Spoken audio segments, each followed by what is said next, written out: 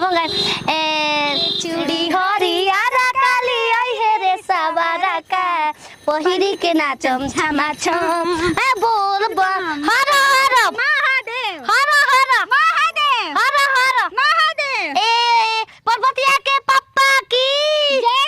हो ए गणेश के पापा की जय हो पार्वती के मरद के जय हो पार्वती के भतार के जय हो ए कार्तिक के ना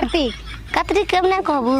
मोर के सवारी की जय हो मूस के सवारी की जय हो कि हमसे भंगिया ना पिसाई ए गणेश के पापा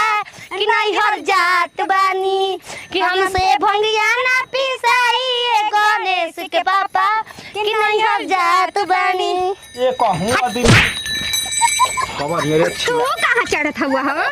बमन तू हूँ भुवरी ए जी करे हम चलम